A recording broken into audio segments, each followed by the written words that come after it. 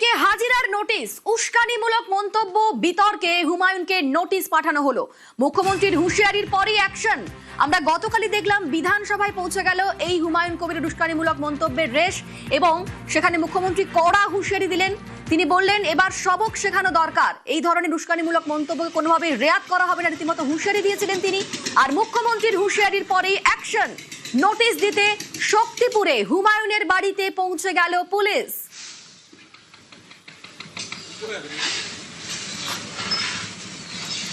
হুমায়ুন কবিরকে এবার হাজিরার নোটিশ, উস্কানিমূলক মন্তব্য বিতর্কে হুমায়ুনকে নোটিশ।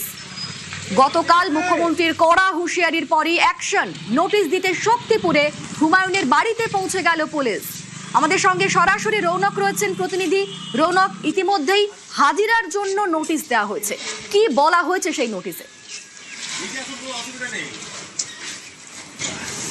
দেখা একেবারেই হাজিরার জন্য যে নোটিশ দেওয়া হয়েছে, হুমায়ুন কবিরের বাড়িতে পুলিশের আধিকারিকরা গেছিলেন এবং তাকে আগামী ৩রা জুলাই এবং ৫ই জুলাইয়ের মধ্যে থানায় তলব করা হয়েছে। কারণ দুটি থানায় তার বিরুদ্ধে মামলা রুজু হয়েছে, একটি রেজিনগর থানা এবং অপরটি শক্তিপুর থানা।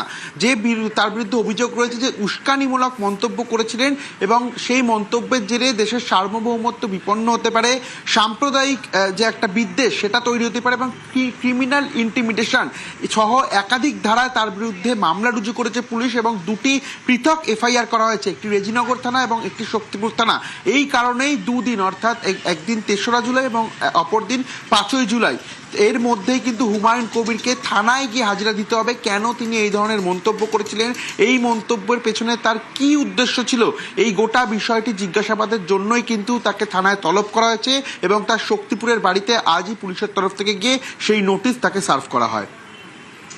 একেবারে আমরা সকালেই সেই ছবি দেখলাম, হুমায়ুনের বাড়িতে পৌঁছে গেল পুলিশ এবং তাকে একটি মামলায় ৩রা জুলাইয়ের মধ্যে হাজিরার নোটিশ, আরেকটি মামলায় ৫ই জুলাইয়ের মধ্যে হাজিরার নোটিশ। আমাদের সঙ্গে সরাসরি রৌনক রয়েছেন। রৌনক, দুটি মামলা তুমি বলছিলে, একটি মামলায় ৩রা জুলাই, অপরদিকে আরেকটি মামলাতে ৫ই জুলাই।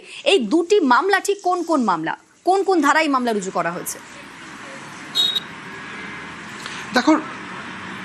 তাকে একেবারে রেজিনগরের কাশীপুরে তিনি এইরকম একবার উস্কানিমূলক মন্তব্য করেছিলেন এবং তারপরে আবারও শক্তিপুরের একটি জনসভা থেকে তিনি উস্কানিমূলক মন্তব্য করেছিলেন।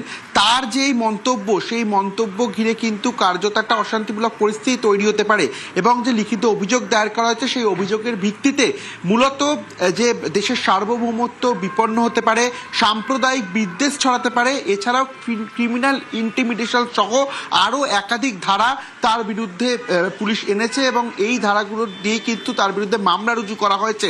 তুমি জানো ইতিমধ্যে এই ঘটনাকে কেন্দ্র করে মুখ্যমন্ত্রী যে হুঁশিয়ারি গতকাল বিধানসভা থেকে দিয়েছিল, তার ২৪ ঘন্টার মধ্যেই এই হুমায়ুন কবিরের সঙ্গে এই সভাগুলিতে যে সাগরেদদার ছিল তাদেরকে গ্রেফতার করা হয়েছে এবং তার বিরুদ্ধে একাধিক ধারায় ইতিমধ্যে মামলা রুজু করে পুলিশ তদন্ত করেছে এবং তিনি কেন এই উস্কানিমূলক মন্তব্য করেছিলেন, তার পেছনে ঠিক কী উদ্দেশ্য ছিল, এই বিষয়টি জানতেই কিন্তু তাকে থানায় তলব করা হয়েছে।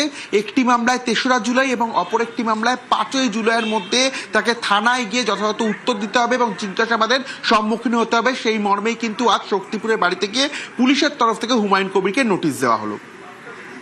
বেশ, হুমায়ুন কবিরকে হাজিরার নোটিশ দেওয়া হলো, উস্কানিমূলক মন্তব্য বিতর্ক, সেই বিতর্কেই হুমায়ুনকে নোটিশ। আমরা গতকালের যে বিধানসভার ছবি দেখলাম, এই হুমায়ুনের উস্কানিমূলক মন্তব্য তার রেশ পৌঁছে গিয়েছিল বিধানসভায় এবং সেখানেই মুখ্যমন্ত্রী কড়া হুঁশিয়ারি দিয়েছিলেন এই ধরনের উস্কানিমূলক মন্তব্যকে কোনোভাবেই রেয়াত করা হবে না, সবক শেখানোর সময় এসে গিয়েছে।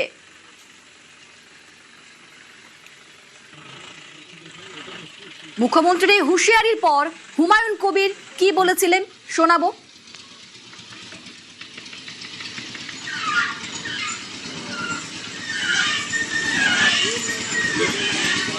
আমি তো রাজ্য সরকারের বিরুদ্ধে কিছু বলিনি, আমি বিজেপির বিরুদ্ধে বলেছি। নবাগত বিজেপিরা আমাকে আক্রমণ করেছে, তা আমি রাজনৈতিকভাবে তাদের আক্রমণ করব। কার কাছে উনি ক্ষমা চাইতে বলছেন ক্লিয়ার বলুন, যদি সেটা ক্ষমা যোগ্য হয় নিশ্চয়ই জানো। এই ধরনের বক্তব্য আপনার শেষ বক্তব্য।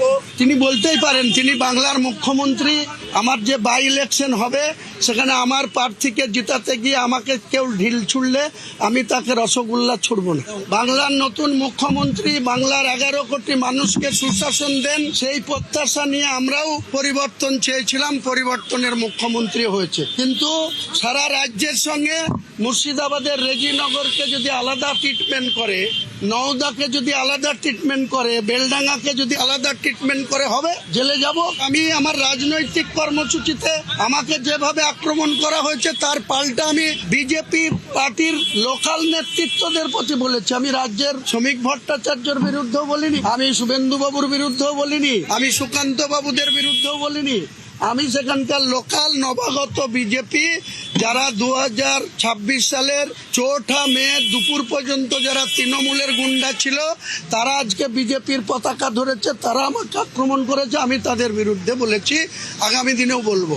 জেলের মধ্যে ঢুকালেও জেলের ভেতর থেকেও বলবো। কোনো আশঙ্কা করছি না এবং আমি এই সরকারকে কোনো চ্যালেঞ্জও করছি না। 3রা এবং 5ই জুলাই 5 জুলাই আর কি পুলিশ আপনাকে নোটিশ দিতে গিয়েছে এবং থানায় হাজিরা দেওয়ার জন্য, এ ব্যাপার নিয়ে কি বলবেন?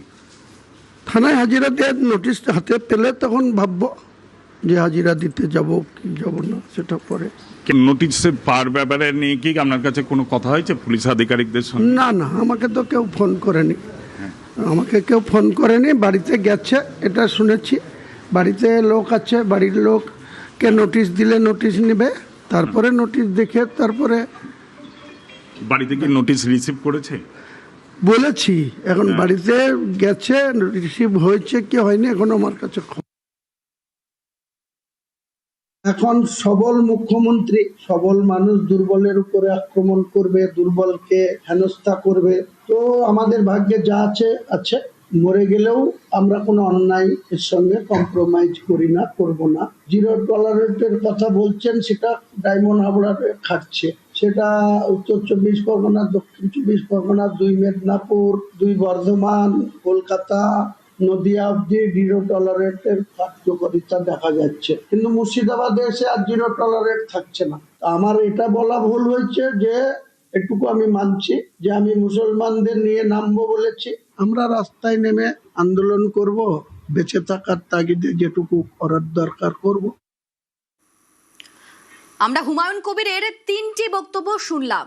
গতকাল যখন মুখ্যমন্ত্রী একেবারে সুর গরম করে কথা বললেন, তখন হুমায়ুন কবিরের সুর ছিল নরম, এবং আজকে যখন তার বাড়িতে নোটিশ পৌঁছলো তারপরেও আমরা শোনালাম তার বক্তব্য।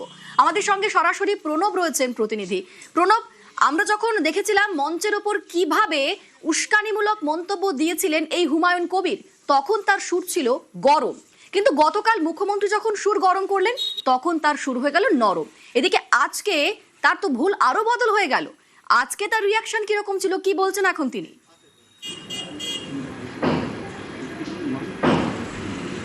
দেখো, আজকেও কিন্তু সুর কিছুটা হলেও নরম, কিন্তু যেহেতু 3 জনকে তার কর্মীদেরকে তাদেরকে গ্রেপ্তার করেছে, কিন্তু কর্মীদের মনে সাহস জোগানোর জন্য আজকে কিন্তু তিনি বলেছেন আইনিভাবেই কিন্তু তিনি মোকাবিলা করবেন। তবে তিনি কিছুটা হলেও কিন্তু তার যে সুর যেভাবে তিনি বলেন সেই জায়গা থেকে কিছুটা হলেও সুর নরম করে তিনি বলেছেন যে যেহেতু তো বিজেপির যে নেতৃত্ব, জেলা নেতৃত্বরা যারা বেলডাঙ্গা এবং রেজিনগরে গিয়ে তাকে আক্রমণ করছে, সেই কারণে তাদেরকে তিনি এই সব কথা বলেছেন।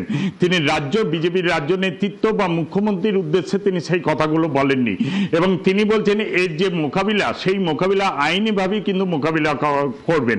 এবং পরবর্তীকালে যদি আরো কোনো যদি এজিপি তোমার আমজনতা উন্নয়ন পার্টির নেতৃত্বদেরকে গ্রেপ্তার করে পুলিশ, তিনি সাধারণ মানুষের সাথে থেকেই এই মোকাবিলা করবেন, দলের মোকাবিলা করবেন এবং পুরোপুরি আইনিভাবে এর মোকাবিলা করবেন। তবে তিনি যেরকম আগে যেভাবে যে রাস্তা অবরোধ করা, পুলিশকে দেখে নেওয়া, সে ব্যাপার থেকে কিন্তু কিছুটা হলেও সরে এসেছেন। এবং তাকে যে পরপর যে দুটো আজকে নোটিশ ধরিয়ে দিয়ে এসেছে রেজিনগর থানায় এবং শক্তিপুর থানা, সেই 2 থানার যে নোটিশ 3 তারিখ এবং 4 তারিখ শুনানি নিতে তিনি যাবেন কিনা সে ব্যাপারেও কিন্তু তিনি জানিয়েছেন যে নোটিশ তিনি হাতে পেয়েছেন, পরিবারের লোকরা সেটা রিসিভ করেছেন, দেখিয়ে নেবেন, তারপর যারা আইনজীবী রয়েছেন তাদের সঙ্গে কথা বলবেন এবং তিনি প্রয়োজন পড়লে তিনি সেখানে থানায় গিয়ে কিন্তু সেই সমস্ত বিষয়ে যা জানতে চাইবে তার মোকাবিলা করবেন। এবং কিছুটা হলেও কিন্তু আজকে তোমার আগের যে হুমায়ুন কবির যে ধরনের বক্তব্য তিনি পরপর দুটো জায়গাতে বেলডাঙ্গার কাশীপুর এবং রেজিনগরের তিনি শক্তিপুরে যে বক্তব্য রেখেছিলেন, পুলিশকে বিভিন্নভাবে আক্রমণ করে উস্কানিমূলক কথাবার্তা, সেই জায়গা থেকে কিন্তু আজকে কিছুটা হলেও সুর নরম রয়েছে। সঙ্গে থাকো প্রণব।